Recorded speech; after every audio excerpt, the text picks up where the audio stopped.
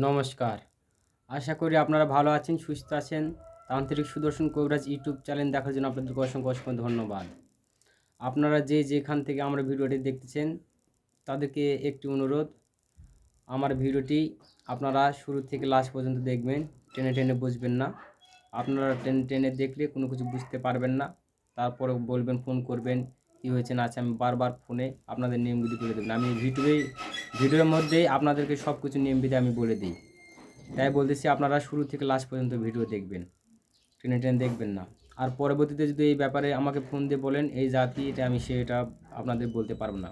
কারণ আমি ভিডিও সব কিছু নিয়ম কারণ দিয়ে দিচ্ছি, তারপর আপনারা ফোনে আবার বলতেছেন এটা কীভাবে করবো, এটা করবো। তাহলে ভিডিও কি দেখেন আপনারা? তাই বলছি, ভিডিও আপনারা ভালো করে দেখবেন, দেখার পরে আপনারা কাজ করবেন। আজকে আপনাদের মাঝে যে বিদ্যাটি দিব, দেখা যাচ্ছে আপনি কবিরাজি করতেছেন, রুগীপত্র দেখতেছেন। আগে যেরকম রুগী আসতো এখন আর রুগী আসতেছে না। এটা কেন, কিসের কারণে আসতেছে না? আপনি যেই ঘরে বসে রুগী দেখেন কিংবা যে মন্দিরে বসে রুগী দেখেন, আপনার আবার অটোমেটিক আগের মতন আবার রুগী আসবে। রুগী যদি আপনার কমও হয়, রুগী যেখান থেকে হোক আপনার কাছে ছুটে আসবে। রুগী দেখে শেষ করতে পারবেন না। এটা পরীক্ষিত মন্ত্র। এটা রুগী যদি আপনাদের কম হচ্ছে, দেখা যাচ্ছে রুগী আগের মতন আসছে না, এটা রুগী টেনে আনার মন্ত্র। যেখানে রুগী থাক, যার মুখে হোক শুনবে, আপনার কাছে অটোমেটিক রুগী চলে আসবে। এটা মন্ত্র প্রয়োগ করবেন। আপনাদেরকে আমি নিয়মবিধি আগে প্রথমে বলে দিচ্ছি, আমি লাস্টে ভিডিওর শেষে আমি মন্ত্র এবং আমি মুখে সুন্দরভাবে বলে দেবো, আপনারা সুন্দরভাবে শুনে নেবেন। নিয়মটি হচ্ছে, আপনারা যেখানে ঘরে বা বাইরে বা মন্দিরে আপনারা যেখানে রুগী দেখেন, রুগীর কাজকর্ম করেন, রুগীকে ঝাড়ফুঁক করেন বা যেখানে আসন করেন, আপনারা সেই জায়গাতে করবেন এই ক্রিয়াটি, অন্য জায়গায় না।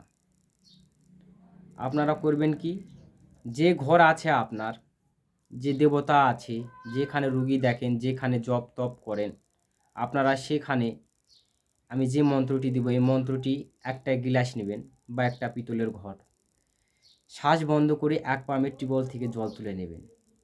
নেওয়ার পরে এই ক্রিয়াটা করবেন সকালের দিকে। এটা চান ধ্যান করে সকালের দিকে করবেন এই ক্রিয়াটা। আর রাতের দিকে একবার করবেন, সন্ধ্যার দিকে। সকাল আর সন্ধ্যার দিকে করবেন এই ক্রিয়াটা করবেন।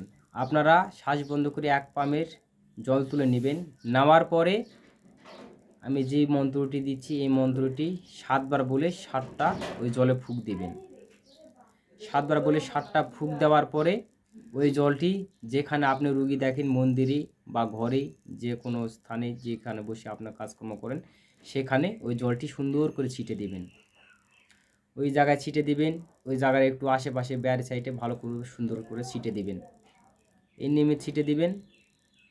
আবার রাত্রেও সন্ধ্যার দিকে এই নিয়মে আপনারা ক্রিয়াটা করবেন। এই নিয়মে প্রত্যেকটা দিন করবেন, প্রতিটা দিন করবেন। আর যে আসন বসে, যে আসনে বসে যে দেবতার বীজমন্ত্র ধ্যান স্তব করেন বা গুরু ধ্যান স্তব করেন, সেই আসন সর্বদাই পেরে রাখবেন 7 দিনের জন্য।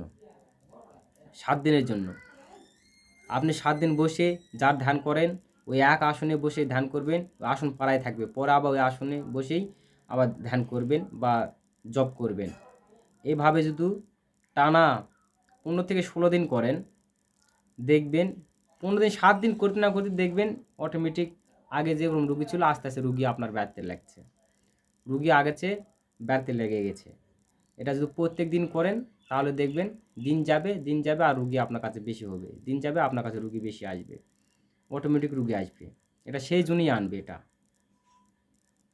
আপনারা মন্ত্রতে বলে দেবেন ঘরের জায়গায়, যেখানে ঘরে যদি করেন কারণ ঘরে বলবেন, আর মন্দিরে করলে মন্দিরের নাম উচ্চারণ নেবেন।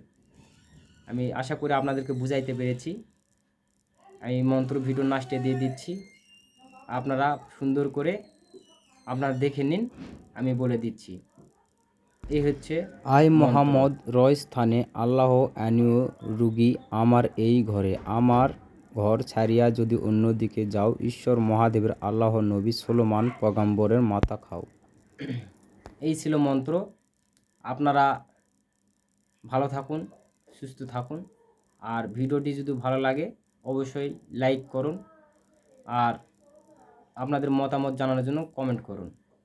আর ইউটিউব চ্যানেলে আমার তান্ত্রিক সুদর্শন কবিরাজ ইউটিউব চ্যানেলে যদি আপনি নতুন হয়ে থাকেন তাহলে অবশ্যই আমার ইউটিউব চ্যানেলটিকে সাবস্ক্রাইব করুন। আজ এই পর্যন্তই। আপনারা ভালো থাকুন, সুস্থ থাকুন।